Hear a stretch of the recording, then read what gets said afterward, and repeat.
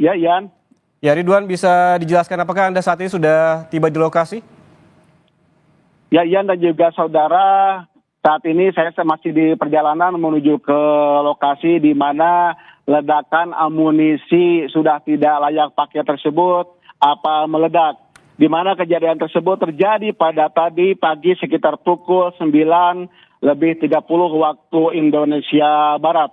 Suasana pagi yang tenang di kawasan Cibalong, Kecamatan Cibalong, Kabupaten Garut, Jawa Barat tiba-tiba berubah mencekam ketika adanya sebuah operasi pemusnahan amunisi kadaluarsa atau amunisi tidak layak pakai oleh jajaran dari TNI pada Senin 12 Mei 2025, di mana kejadian tersebut cukup memilukan dan akibat ledakan dari amunisi tidak layak pakai tersebut mengakibatkan 11 orang meninggal dunia. Dari 11 orang tersebut, sebagian merupakan anggota TNI dan sisanya merupakan warga sipil dari warga asal di Kecamatan Cibalong, Kabupaten Garut. Dari informasi yang kami terima bahwa proses pemusnahan awal cepat berlangsung sesuai dengan prosedur yang ditetapkan atau prosedur yang berlaku. Namun setelah dentuman pertama terdengar atau terjadi, sejumlah warga yang penasaran justru mendekat ke lokasi di mana amunisi tersebut dimusnahkan. Mereka saat itu berniat untuk memungut serpihan logam bekas ledakan seperti halnya kuningan dan juga bagian peluru yang dinilai bernilai ekonomis bagi warga atau bisa dijual. Namun tanpa disadari masih terdapat adanya sisa amunisi aktif yang belum ikut meledak. Pada pukul 9:45 waktu Indonesia Barat, ledakan kedua pun terjadi secara tiba-tiba saat warga berada di lokasi kejadian. Dentuman keras ini mengakibatkan sejumlah orang tewas di tempat dengan kondisi tubuh yang cukup mengenaskan. Sementara korban lainnya yang mengalami luka langsung dibawa ke Rumah Sakit Umum Daerah Pamengpeuk, tepatnya di Kecamatan Pamengpeuk, Kabupaten Garut, untuk mendapatkan perawatan intensif. Dari data yang kami terima bahwa akibat kejadian ini sekitar 11 orang meninggal dunia, diantaranya diketahui adanya anggota TNI berpangkat perwira dan juga warga sipil bernama Agus bin Kasmin, Ipan bin Obur, Anwar bin Inon, Yus bin Inon, Yus Rijal bin Sepuluh, Saudara Toto, Dadang Rustiawan, dan juga Endang. Demikian, Ian. Ya, Ridwan, kalau Anda tadi sempat menyebutkan bahwa sebetulnya lokasi ini tuh jauh dari permukiman warga. Bahkan untuk mencapai lokasi ini warga harus melewati hutan terlebih dahulu. Sebetulnya permukiman ataupun desa terdekat dari lokasi itu berapa kilometer jaraknya, Ridwan?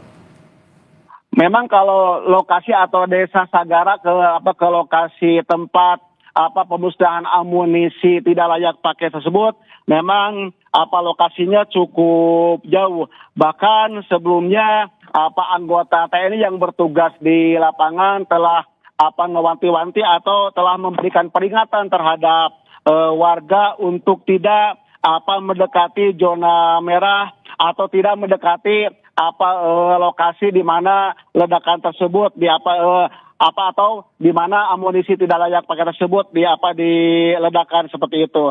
Ya, namun setelah ledakan dilakukan, ya tiba-tiba warga mendekat seperti itu.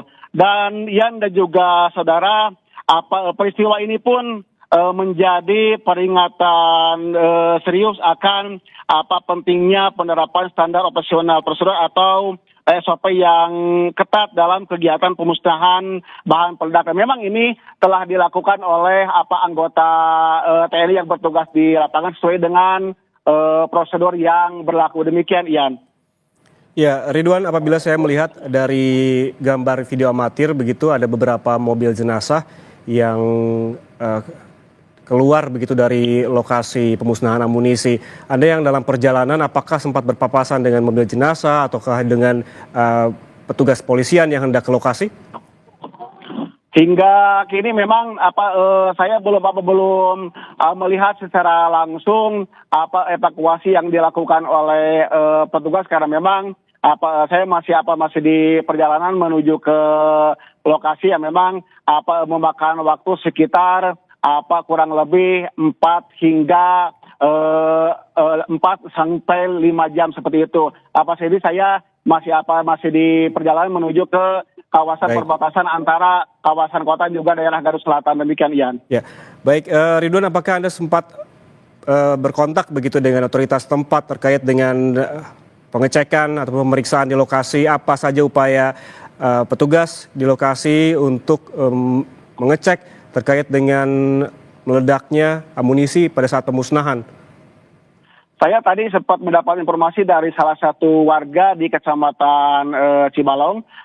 Dia menyebutkan bahwa memang saat ini lokasi ledakan terjadi memang steril, tidak boleh warga atau yang tidak berkepentingan untuk mendekat ke lokasi ledakan terjadi. Oleh karena itu memang warga pun yang memang tadinya berencana mau melihat kondisi lebih dekat tidak diperbolehkan untuk mendekati lokasi ledakan amunisi tidak layak pakai tersebut meledak. Demikian, Ian. Ya, Ridwan, Anda juga sempat menyebutkan bahwa sebetulnya pemusnahan amunisi ini bukan kali ini saja terjadi, tetapi kerap kali begitu lokasi ini dijadikan lokasi pemusnahan amunisi.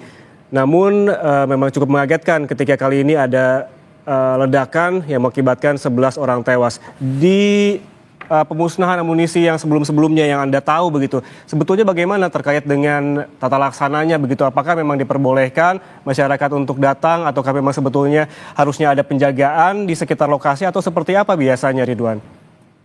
Dari informasi yang kami terima hasil dari wawancara melalui telepon dengan salah satu warga yang berada di Kecamatan Cibalong, dia menyebutkan bahwa memang pemusnahan amunisi tidak layak pakai tersebut bukan kali ini saja dilakukan. Di beberapa waktu yang lalu katanya pernah dilakukan hal serupa.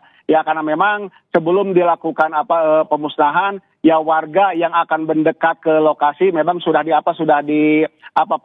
diperingati oleh petugas supaya tidak mendekat ketika peledakan dilakukan. Itu sudah diberitahu sebelumnya kepada warga yang ingin melihat proses peledakan itu. Tapi memang kejadian ini terjadi setelah ledakan pemusnahan amunisi dilakukan, ya tiba-tiba warga ya mendekat karena memang mereka melihat sejumlah amunisi yang dianggapnya sudah tidak ada ledakan, tiba-tiba pas dipegang masih terdapat ledakan sehingga korban meninggal dunia pun tidak bisa dihindari. Demikian, Ian. Ya, artinya seperti yang Anda jelaskan tadi, biasanya memang ada pemberitahuan oleh pihak TNI kepada masyarakat sekitar terkait adanya pemusnahan amunisi ini, Ridwan? Betul, biasanya ketika ada operasi pemusnahan ini warga sekitar sudah tahu dan memang sudah diperingati sebelumnya supaya tidak mendekat ke lokasi pemusnahan amunisi kadaluarsa seperti itu. Dan memang ini bukan kali pertama mereka mengetahui adanya pemusnahan amunisi tidak layak pakai atau kadaluarsa dilakukan di daerah itu. Demikian. Itu hasil informasi yang kami terima dengan salah satu warga yang berada di Kecamatan Cibalong yang mengetahui peristiwa ini. Demikian, Ian. Ya, Ridwan, kalau kita melihat terkait lokasi yang memang jauh dari permukiman, harus melewati hutan, sebetulnya di daerah Pamempek sendiri itu lokasi pemusnahan amunisi hanya ada di lokasi ini saja atau memang ada beberapa lokasi untuk pemusnahan amunisi? Yang kami terima bahwa memang untuk lokasi yang memang biasa dijadikan untuk pemusnahan itu berada di kawasan Cibalong. Untuk lokasi lain memang belum terkonfirmasi, termasuk alasan kenapa apa lokasi itu dijadikan sebagai pemusnahan amunisi tidak layak pakai ya, sehingga saat ini kami belum menerima informasi atau alasan resmi mengapa daerah Kecamatan Cibalong yang dipilih untuk pemusnahan amunisi tidak layak pakai atau kadaluarsa, demikian Yan. Ya, Ridwan, terkait dengan korban, Anda juga tadi sempat menyebutkan begitu masih mencari informasi terkait dengan apakah juga ada korban terluka, di samping juga ada 11 orang tewas pada saat pemusnahan amunisi ini. Apakah ada update terbaru terkait dengan korban ini? Seluruh korban seperti disebutkan tadi 11 orang tewas dibawa ataupun dievakuasi ke RSUD Pamengpeuk. Apakah ada informasi terbaru terkait korban luka, Ridwan? Update terbaru yang kami terima, barusan saya mendapatkan informasi dari salah satu relawan bahwa memang para korban terutama yang meninggal dunia saat ini masih berada di Rumah Sakit Umum Daerah Kecamatan Pamengpeuk, dan apakah akan dibawa ke Rumah Sakit Umum Daerah Dr. Slamet Garut atau akan dibawa ke rumah sakit lain milik TNI, hingga saat ini memang belum terkonfirmasi, demikian Yan. Ridwan, apakah seluruh korban tewas ini sudah diidentifikasi? Hingga saat ini memang sebagian sudah teridentifikasi berkaitan dengan nama dan juga alamat asal dari para korban, demikian Yan. Dan juga petugas pun masih melakukan identifikasi hal lain berkaitan dengan serpihan yang ada di lokasi kejadian, dan memang saat ini belum pihak berwenang baik itu TNI ataupun pihak Rumah Sakit Umum Daerah Pamengpeuk belum memberikan keterangan resmi berkaitan dengan peristiwa ledakan amunisi ini, demikian Yan. Ya, apabila 11 orang korban tewas telah dibawa ke RSUD Pamengpeuk, Kabupaten Garut, Jawa Barat, bagaimana dengan serpihan-serpihan amunisi? Apakah memang telah diamankan, dan apabila diamankan dibawa kemana ini, Ridwan? Nah, hingga saat ini memang belum ada keterangan resmi berkaitan dengan hal itu. Namun di lokasi kejadian yang saya terima tidak boleh adanya pihak lain selain anggota TNI yang mendekati ke lokasi kejadian, karena memang anggota TNI juga pihak terkait masih melakukan identifikasi berkaitan dengan serpihan dan juga sisa-sisa amunisi yang berada di lokasi, demikian Yan. Ya, belum diketahui dibawa kemana, begitu apakah juga sudah dibawa ke tempat tertentu begitu terkait dengan amunisi, sisa-sisa amunisi yang di lokasi pemusnahan. Kemudian Ridwan, apakah juga sudah ada informasi terkait sebetulnya jenis amunisi apa saja ini yang dimusnahkan dan berapa banyak?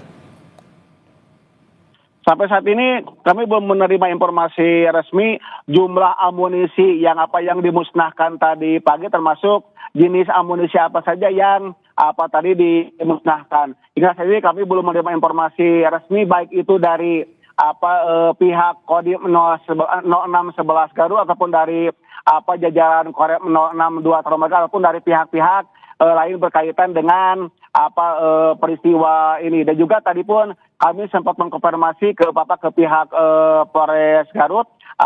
Saat ini jajaran dari Polres Garut pun sedang menuju ke tempat kejadian perkara atau TKP di mana ledakan amunisi itu terjadi untuk melakukan identifikasi. Jadi hingga saat ini kami belum menerima informasi resmi jenis dan juga berapa jumlah amunisi yang diledakkan pada tadi pagi, demikian Yan.